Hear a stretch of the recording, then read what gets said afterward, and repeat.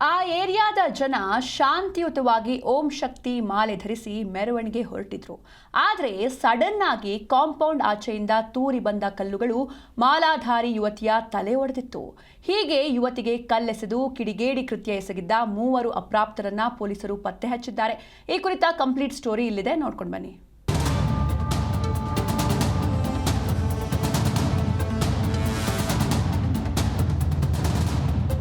ಹೌದು, ನಿನ್ನೆ ರಾತ್ರಿ ಜೆಜೆ ನಗರದ ವಿಎಸ್ ಗಾರ್ಡನ್ನಲ್ಲಿ ಅಕ್ಷರಶಃ ವಿಕೋಪದ ವಾತಾವರಣ ಸೃಷ್ಟಿಯಾಗಿತ್ತು.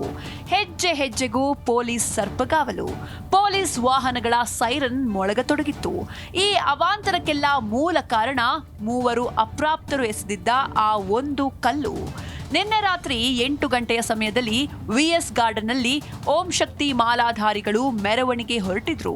ಭಜನೆ ಮಾಡ್ತಾ ಮಾಲಾಧಾರಿಗಳು ಮೆರವಣಿಗೆ ಹೋಗ್ತಿದ್ದ ವೇಳೆ ಕಾಂಪೌಂಡ್ ಮೂಲೆಯಿಂದ ಕಲ್ಲೊಂದು ತೂರಿ ಬಂದು ಯುವತಿಯ ತಲೆಗೆ ಬಡಿದಿತ್ತು.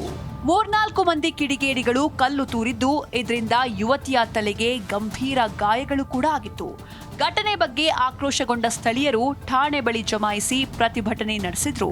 ಕೂಡಲೇ ಕಾರ್ಯಪ್ರವೃತ್ತರಾದ ಜೆಜೆ ನಗರ ಪೊಲೀಸರು ಮಿಂಚಿನ ಕಾರ್ಯಾಚರಣೆ ನಡೆಸಿ 3 ಅಪ್ರಾಪ್ತರನ್ನ ಪತ್ತೆ ಹಚ್ಚಿ ವಶಕ್ಕೆ ಪಡೆದಿದ್ದಾರೆ. ಅಪ್ರಾಪ್ತರ ಮೇಲೆ ಪೊಲೀಸರು ಕಾನೂನು ಕ್ರಮ ಜರುಗಿಸಿದ್ದಾರೆ.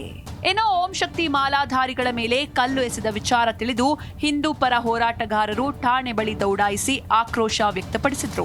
ಬಳಿಕ ಸ್ಥಳೀಯ ಶಾಸಕ ಹಾಗೂ ಸಚಿವ ಜಮೀರ್ ಅಹಮದ್ ಠಾಣೆಗೆ ಭೇಟಿ ನೀಡಿ ಪ್ರಕರಣದ ಬಗ್ಗೆ ಮಾಹಿತಿ ಪಡೆದರು.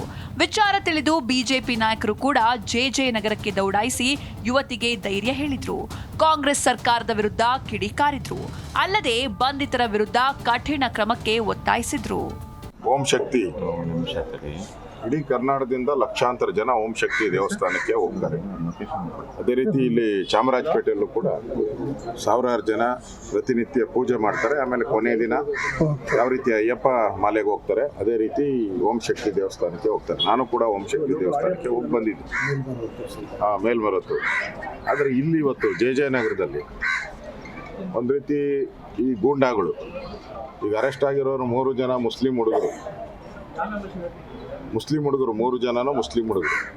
ಅವರೆಲ್ಲ ಟ್ರೈನ್ ಅಪ್ ಮಾಡಿ ಕಳಿಸಿರ್ತಾರೆ ಅನ್ಸುತ್ತೆ. ಮೋಸ್ಟ್ ಈ ಮದರಸಾಗಳಲ್ಲಿ ಅಲ್ಲಿ ಇಲ್ಲಿ ಟ್ರೈನ್ ಅಪ್ ಮಾಡಿ ಕಳಿಸಿರ್ತಾರೆ.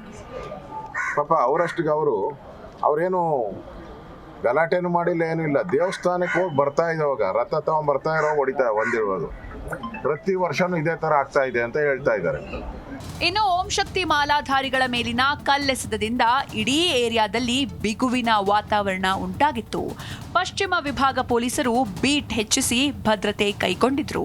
ಖುದ್ದು ಡಿಸಿಪಿ ಯತೀಶ್ ಪೊಲೀಸ್ ಠಾಣೆಯಲ್ಲಿ ಮೊಕ್ಕಾಂ ಹೂಡಿದ್ದು, ಯಾವುದೇ ಅಹಿತಕರ ಘಟನೆಗಳಿಗೆ ಅವಕಾಶ ನೀಡದಂತೆ ಮುನ್ನೆಚ್ಚರಿಕೆ ವಹಿಸಿದ್ರು. ವಿಶ್ವನಾಥನ್ ಹರಿಹರ, ಜಿ ಕನ್ನಡ ನ್ಯೂಸ್, ಬೆಂಗಳೂರು.